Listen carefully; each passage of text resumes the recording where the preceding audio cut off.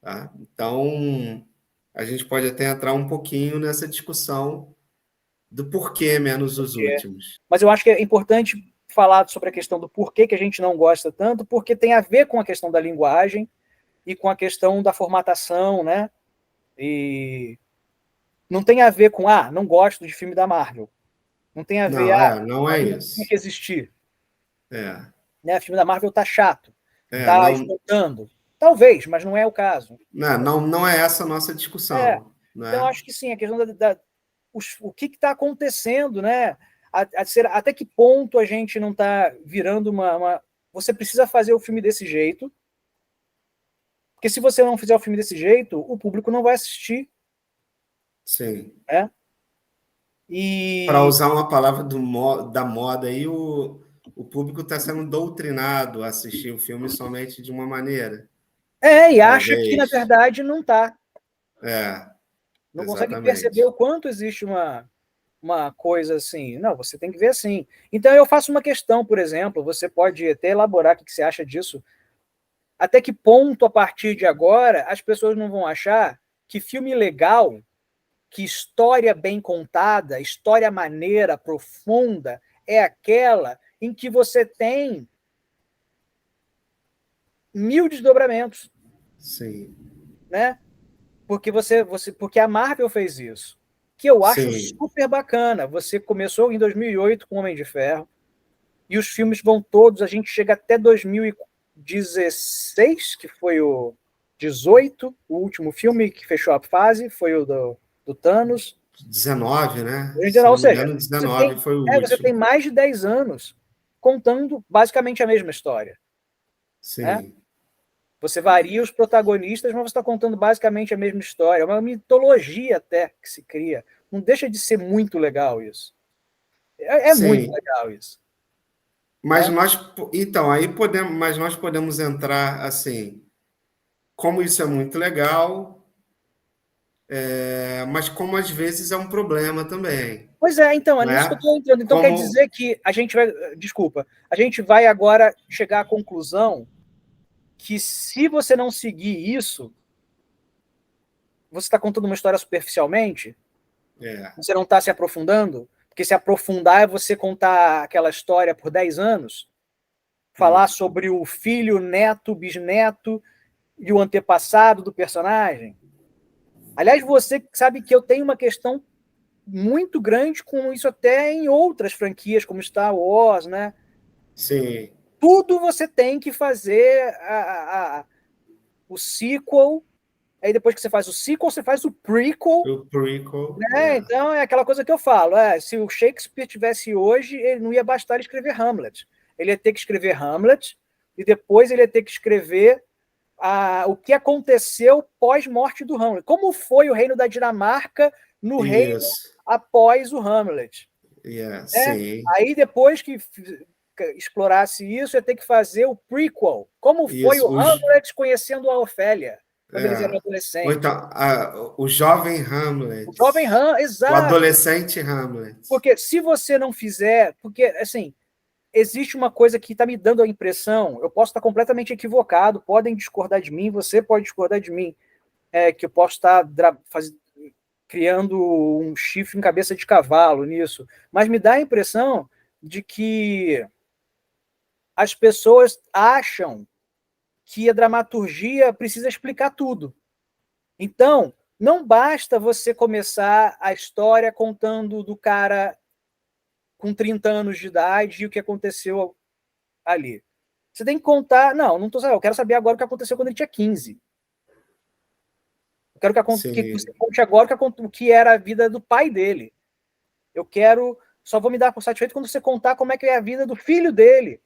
Então, assim, a pessoa não se dá por satisfeita de Hamlet chega e eu creio que se o público do Shakespeare fosse o público de hoje, ele não, eu não consigo aceitar que esse cara já está aí, chegou e o pai dele já morreu. qual é a Eu quero ver origem o dele? assassinato do pai dele. É isso. Eu quero Eu ver. quero ver a relação É, pai-filho.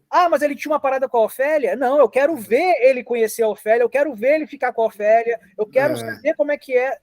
Cara, Histórias não precisam. Isso é uma coisa básica da dramaturgia.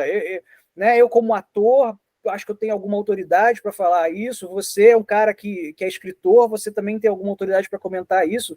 Você não precisa, nunca houve essa necessidade na literatura, no teatro e nem no cinema de você ter que ficar dando a folha corrida do personagem protagonista e o currículo do cara para poder E contar. muito menos de todo aquele universo, né? E Você tem que agora a expandir ao impressão máximo. e agora a impressão que dá é que se você não fizer isso, o teu produto não presta. Sim. A Marvel ter feito isso foi muito legal, mas no momento em que isso começa a ser, se não for assim, eu não aceito, eu não acho legal. E muitas vezes o público não percebe que isso é um espremer da laranja, né? Você tem um produto, aquele produto se esgotou, mas aquele produto está te dando muito dinheiro, né? E é claro que o mercado vai querer que continue dando dinheiro, então o mercado vai espremer aquela laranja ao máximo, né? Então os estúdios vão criar os sequels, os prequels, porque eles querem espremer essa laranja e tirar mais dinheiro dali. Mas isso não significa que isso faça bem para a dramaturgia daquele universo, né? Como você deu o exemplo de Star Wars, que vários produtos aí que não acrescentam nada à dramaturgia de Star Wars, né? E nós estamos começando a ver, e na Marvel também isso acontece, né? E ainda tem uma outra coisa que é correlata a isso que nós estamos falando, que é analisando individualmente os filmes, essa necessidade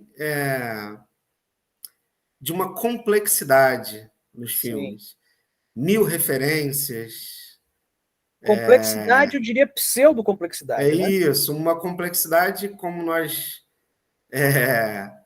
combinamos aqui entre nós, um termo complexidade vazia, Complexidade né? vazia. Sim. Vazia. Então, todo filme, eu acho que você pode falar um pouco da sua experiência com o Doutor Estranho e o Multiverso da Loucura, né? Como os filmes da Marvel agora eles têm que ter 1000 referências, easter eggs, e tudo isso é obrigatório, né? E, de repente, se você vai tirando essas camadas de penduricários, de adornos, enfeites, a história mesmo central, às vezes é muito simples e nem se sustenta tanto, né? Tipo, você tentar chegar num lugar e para você chegar aqui, você faz isso para chegar lá. E esse número de voltas que é dado para poder chegar não acrescentam nada, a não ser Sim, essa complexidade vazia. É como se fosse, olha só, eu preciso dizer que eu sou esperto, que eu sou inteligente, que eu pesquei aquele negócio que você não pescou, né? né? Eu Eu entendi percebi aquela a referência. Exato, eu peguei aquela Isso, referência e você não pegou, e não sei o quê.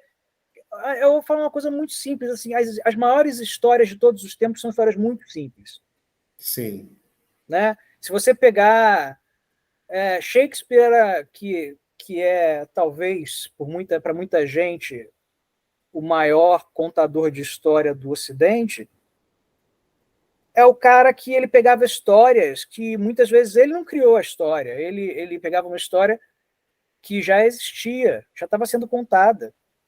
E ele contava de uma forma interessante, mas sem uma complexidade, porque tem uma coisa com Shakespeare hoje em dia que as pessoas pensam, Shakespeare é uma coisa, né? Cara, Shakespeare é muito objetivo, é muito direto ao ponto, são histórias muito simples. O que é Romeu e Julieta, cara? É um adolescente que conhece uma outra adolescente e eles se apaixonam.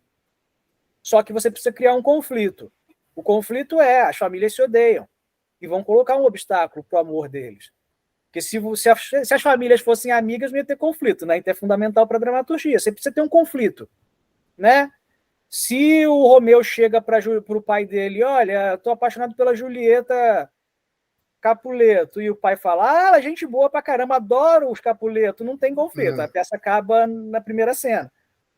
Então, mas a história é muito simples, você cria um mote, um conflito, e o que faz você ficar atrás daquilo ali é como aquilo é contado, mas não é botar um monte de coisa e voltas, né? Não é isso, não é embromação, porque se for embromação já vira novela, né? Porque novela você tem que contar uma coisa que você já sabe como vai ser, mas você tem que ter 200 capítulos entre o primeiro e o último, né? Você já sabe o que vai acontecer quando você vê o primeiro capítulo. Essa aqui vai ficar com esse aqui. Né? Nós poderíamos multiplicar os exemplos, né? Já imaginou se Machado de Assis tivesse a obrigação de fazer livros com 500 páginas? Pois é. Né? Então, ele dizia o que tinha que dizer em 120, 130 páginas, acabou. E é uma história simples, são sempre histórias simples. Você não precisa... Então, realmente, um dos problemas de por que nós falamos gostamos da Marvel menos dos últimos passa por aí, essa complexidade que não acrescenta nada à trama, né?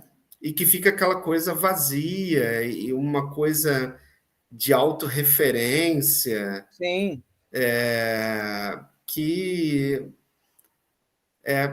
acaba fechando cada vez mais o escopo, né? Fica Sim. aquela coisa presa em si mesma. Vira quase uma coisa de nicho, assim. E é isso, né? Não acho que vira quase. É isso. O mercado, ele procura um nicho, né? Então, assim, se você tem os adolescentes que querem ficar discutindo entre si sobre o universo Marvel, por exemplo, do cinema Marvel, esses caras precisam ter o que discutir, né? Então você vai fazer coisa para eles. Você viu aquele negócio, você viu aquela não sei o quê, né? Vai ficar meio nesse lugar. Você é time Homem de Ferro ou time Capitão América? Exatamente. Então fica uma coisa assim, você prefere Marvel ou DC, você prefere... fica muito esse negócio, que fica para eles ficarem discutindo entre si. Mas isso... Se eles tiverem... Eu vou falar uma coisa muito... que eu acho que os adolescentes não vão querer saber da gente. Mas o adolescente talvez fique pé da vida com a gente. Porque eu acho que, no fundo, é uma coisa assim...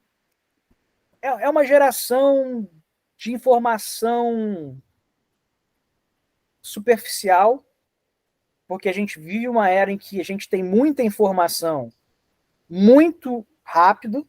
Então, obviamente, com esse pouco tempo, você não vai digerir a informação, você não vai se aprofundar. Então, eu acho que existe uma carência de aprofundamento das coisas.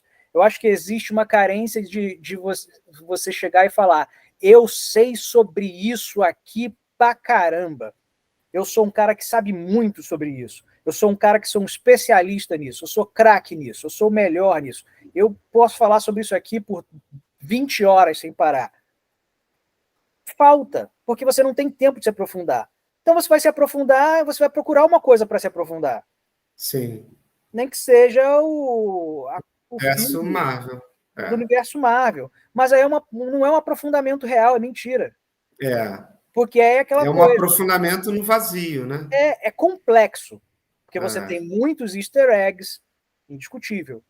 Você tem muitos detalhes visuais que você... Eu acho que a nossa geração não pesca o que essa molecada pesca. Sei lá, desse filme do Doutor Estranho, tem muita coisa que deve ter passado batido para mim, ou no filme do Homem-Aranha, para essa molecada. E você não viu isso? Não vi. Não percebi. Com certeza.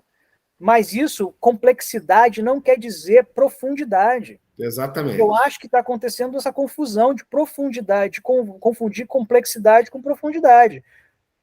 É uma história rasa, é um tema raso, que não discute nada de pertinente, mas... complexo. Nossa, é difícil a gente acompanhar aquilo ali, hein? Isso. Tem que ser inteligente para acompanhar aquilo ali. Isso. Tem que ser no inteligente. Fundo, No fundo é isso, né? É fazer o público se sentir inteligente, se sentir profundo, com uma coisa que, na verdade, não é profunda. É Pois só é, complexo, é só pois é. complicado. Né? E a profundidade, na maioria das vezes, como você disse, está nas histórias mais simples. Né? É ali que você vai fazer as reflexões mais profundas. Porque você precisa. Se você coloca penduricalho demais, isso é uma coisa meio óbvia. Se você colocar penduricalho demais que te distraia, você não vai conseguir aprofundar. Porque você está lidando com as referências, você está lidando com os easter eggs, você está lidando com tanta coisa que você tem que perceber, que você não vai parar para pensar. E até que ponto isso aí já é uma outra discussão, não sei. Até que ponto isso também é coisa, o mercado, a sociedade de mercado, de consumo, não é para você pensar. Não é para você pensar sobre coisas relevantes, né? É Então, apenas para você se sentir inteligente.